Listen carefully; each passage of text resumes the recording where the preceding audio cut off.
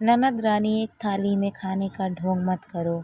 सुरभि ने स्नातक की परीक्षा दी ही थी कि उसकी शादी तय हो गई। उसकी मम्मी की चचेरी बहन ने रिश्ता सुझाया था। पढ़ा लिखा इंजीनियर विजय सभी को पसंद आ गया था। 2 भाई 2 बहन, सास ससुर के भरे पूरे परिवार में सुरभि बड़ी बहू बनकर आ गई। विजय से छोटी बहन रश्मि उम्र में सुरभि से कुछ बड़ी ही थी। वह भी स्नातक कर चुकी थी, अब एमए कर रही थी। छोटा देवर सीए कर रहा था और छोटी ननद डेंटल के प्रथम वर्ष में थी। कुल मिलाकर पढ़ा लिखा परिवार था। सास ससुर भी सीधे सरल स्वभाव के थे। शादी के 3-4 दिन बाद सारे मेहमान वापस लौट गए। सुरभि से सिर्फ पहली रसोई के अंतर्गत खाना बनवाया गया था। उसके बाद सास ने कहा था, अभी तुम कुछ दिन आराम करो। काम करने के लिए तो सारी उम्र पड़ी है। रोज की दिनचर्या शुरू हो गई थी। दोपहर को खाने के लिए जब सब डाइनिंग टेबल पर बैठे तो पहले ससुर जी, विजय तथा देवर को खाना परोसा गया। फिर सासू माँ और छोटी ननद को थाली परोसी गई। अंत में एक थाली में खाना परोसकर रश्मि सुरभि से बोली, चलो भाभी आ जाओ, यह थाली हम दोनों के लिए। सुरभि हैरान से रश्मि का मुंह देखती रह गई। आज तक ऐसा तो कभी नहीं देखा सुना। हाँ, शादीशुदा पति पत्नी एक थाली में अवश्य खाना खाते हैं, लेकिन ननद भाभी एक थाली में, यह तो बड़ी अजीब बात है। वह अभी इसी कशमकश में थी कि सासू माँ बोली, बहू तुम्हारी यह ननद है ना, तुम्हें बहुत प्यार करती है, इसीलिए एक ही थाली में दोनों का खाना परोस दिया है। कहा जाता है ना, इकट्ठा खाने से प्यार बढ़ता है। परिवार के सभी सदस्य मुस्कुरा दिए, लेकिन सुरभि खिसियाई हंसी हंस कर रह गई। उसे अभी भी अजीब लग रहा था। धीरे धीरे सुरभि ने रसोई तथा घर के अन्य काम करने शुरू कर दिए। ननद रश्मि कॉलेज 2-4 घंटों के लिए ही जाती थी। घर पर पढ़ाई के साथ वह छोटे मोटे काम भी कर दिया करती थी। सुरभि जब रसोई में होती तो आकर पूछती, भाभी कुछ हेल्प कर दूं? कभी कभी सुरभि कुछ काम कह देती, लेकिन ज़्यादातर वह कह उठती, मैं कर लूँगी दीदी, आप अपनी पढ़ाई कर लो। साल भर बीतने तक रसोई का लगभग पूरा कार्य सुरभि के जिम्मे कर दिया गया था। ननद बड़ी चतुराई से माँ को रसोई में से बाहर ले जाती और कहती, मम्मी तुमने सारी उम्र बहुत काम किए हैं, अब आराम करो। बहू आ गई है तो अब कुछ सुख भोगो। और सासू माँ सचमुच सुख भोगने लगी थी।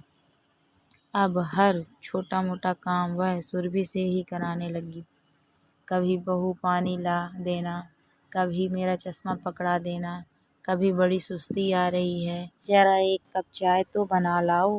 रसोई में तो काम करना उन्होंने बेटी के कहने पर पूरी तरह से ही बंद कर दिया था। छोटी ननद तो पूरी तरह से अपनी पढ़ाई में ही व्यस्त थी और बड़ी रश्मि भी नाम मात्र के लिए ही मदद करती थी। बाकी सारा काम तो सुरभि पर ही आ पड़ा था। अगले वर्ष सुरभि गर्भवती हो गई। कभी उसका जी मिचलाने लगता, कभी उल्टी होने लगती। सासू माँ और रश्मि उस वक्त रसोई संभाल लेती, लेकिन जैसे ही उसकी तबीयत ठीक होती वापस वह रसोई में पहुंच जाती। आदत छोड़ने के कारण अब सासू माँ को भी रसोई के काम करने में परेशानी होती। उनका उत्साह तथा काम करने का जो शौक था वह भी खत्म हो चुका था। इसीलिए सुरभि के ठीक होते ही वह फटाफट रसोई से बाहर आ जाती। धीरे धीरे उसने महसूस किया कि रश्मि उस पर हावी होती जा रही है। कुछ भी काम करना हो तो रौब से बात करती है, भाभी यह कर दो, भाभी आपने यह नहीं किया, भाभी आपको समझ नहीं है, 2 साल हो गए आपको यहाँ आए, अभी तक आपको नहीं पता कि यह काम कैसे करते हैं। रश्मि की बातों से सुरभि आहत हो जाती, उसकी आंखें भर जाती, लेकिन कहीं घर का वातावरण बिगड़ न जाए इसीलिए चुप रह जाती। एक दिन सुरभि खाना बनाकर बच्ची के साथ खेल रही थी। कुछ देर बाद बच्ची रोने लगी। उसे भूख लग गई थी तो नमिता उसे चुप कराने लगी। इतने में ससुर जी ने आवाज़ लगाई, खाना बन गया है तो परोस दो। रश्मि उधर से गुजर रही थी। उसने सुरभि से कहा, भाभी पिताजी को खाना परोस दो। आपको पता नहीं उन्हें शुगर की बीमारी है, उन्हें वक्त पर खाना चाहिए। सुरभि ने इशारा किया, वह बच्चे को ले रही है। तो रश्मि बोली, आपको भी यही समय मिला, 5-10 मिनट आगे पीछे नहीं कर सकती थी। पिताजी को खाना परोस कर फिर बैठ जाती दूध पिलाने। रश्मि की बात सुनकर सुरभि शन्न रह गई। यह क्या बोल गई, इसे समझ नहीं। बच्चे को दूध पिलाना जरूरी है या तुम्हारे पिताजी को खाना परोसना? तुम नहीं परोस सकती क्या? या उनकी पत्नी जो अंदर आराम कर रही है वह नहीं परोस सकती? हम बहुओं को तो आदेश दिया जाता है कि पति की सेवा करो, उनके खाने पीने का ख्याल रखो, और वह खुद अंदर आराम कर रही है और खाना परोसने के लिए बहू के सिर पर ननद खड़ी है। यह कैसा व्यवहार है? उसने मुंह से तो कुछ नहीं कहा लेकिन उठी नहीं।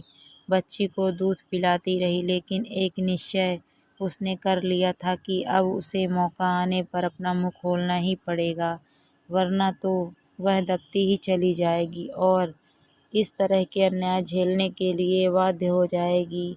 इस बारे में उसने विजय से भी कह दिया कि आज रश्मि का व्यवहार उसे बहुत आहत कर गया और अगर दोबारा ऐसी हरकत उसने की तो उसे मुंह तोड़ जवाब देकर उसका मुंह बंद करना पड़ेगा। विजय भी चुप हो गया क्योंकि उसे भी इसमें रश्मि की साफ गलती नजर आ रही थी। गुड़िया 6 महीने की तो हो गई थी।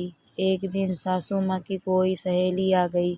उसी समय रश्मि भी कॉलेज से लौटी। सासू माँ बोली, रश्मि बेटा, आंटी के लिए चाय नाश्ता ले आओ।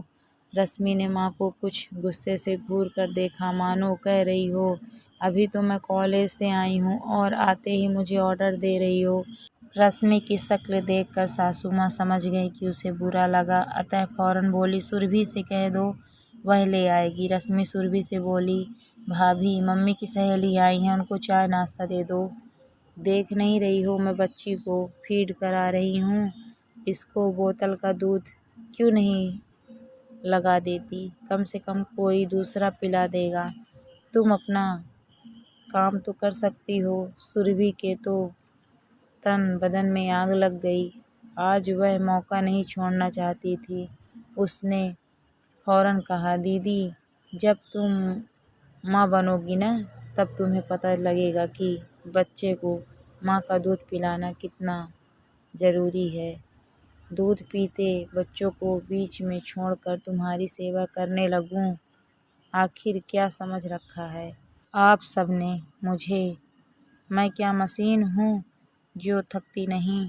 जब मैं उसे दूध पिलाती हूँ तभी तुम्हारे कुछ न कुछ काम आ जाते हैं।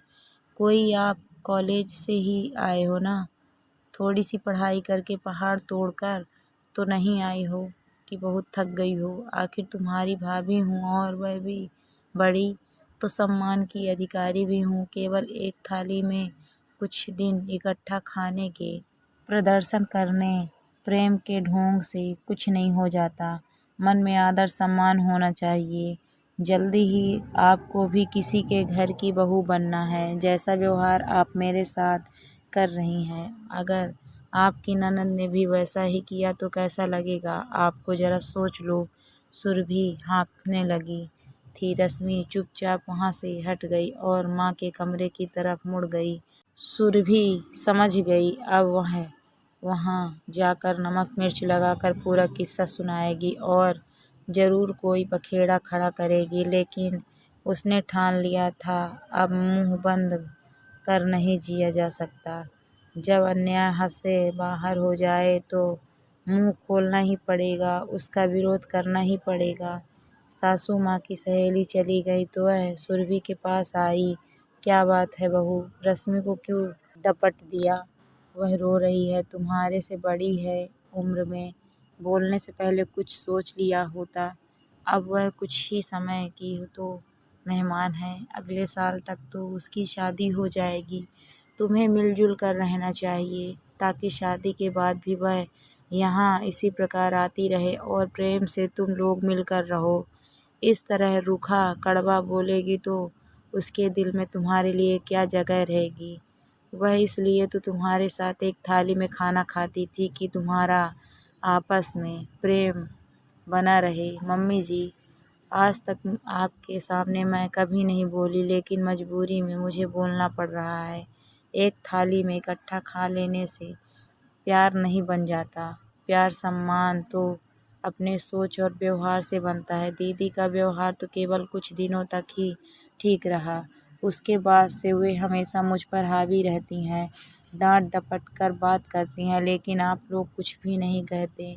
हद तो तब हो गई जब मैं बच्चे को दूध पिला रही हूँ और मुझे वह कह रही हैं कि मैं उसे दूध पिलाना छोड़कर उसके द्वारा कहा काम करूं। बताइए यह कहाँ का इंसाफ है। कोई बड़ा इंसान भी खाना खा रहा हो तो उसे बीच में नहीं उठाया जाता जब तक उसका खाना पूरा ना हो जाए, और यहाँ 6 महीने के दूध मुँहे बच्चे को बीच में दूध पिलाना छोड़कर उनके बताए कार्य करने लग जाऊं तो यह कभी भी नहीं होगा। अपने बच्चे के साथ यह अन्याय तो मैं हरगिज नहीं होने दूंगी। चाहे आप सबको बुरा लगे, और दीदी को भी समझा दीजिए आज के बाद मेरे साथ ऐसी हरकत दोबारा ना करें।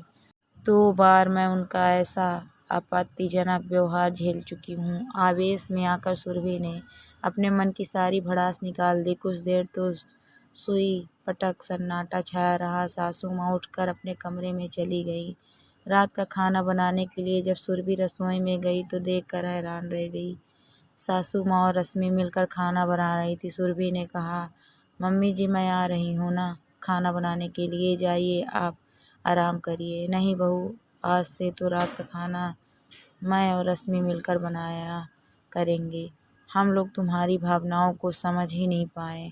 रश्मि के कहने पर मैंने भी घर के काम छोड़ दिए, यह सोचकर कि अब उम्र हो गई है, आराम करते हैं, लेकिन यह नहीं सोचा कि तुम पर अतिरिक्त भार दबाव डालकर तुम्हारे मन को ही चोट पहुंचा रहे हैं। घर की बहू ही अगर खुश नहीं रहेगी, तनाव और दबाव में रहेगी तो घर में सुख शांति से आएंगे। मैं मानती हूँ रश्मि ने तुम्हारे साथ गलत व्यवहार किया है। दूध पीते बच्चे के लिए कहना इसे छोड़कर घर के काम करो बहुत अनुचित है।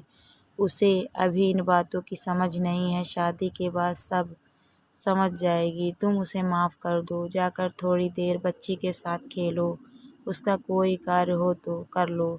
सुरभि की आंखें भर आई। सासू माँ के पास जाकर बोली, मम्मी जी मैं आपकी शुक्रगुजार हूँ, आपने समय रहते ही बात को संभाल लिया, वरना ऐसी छोटी छोटी बातों से घर में क्लेश लड़ाई झगड़ा शुरू हो जाता है।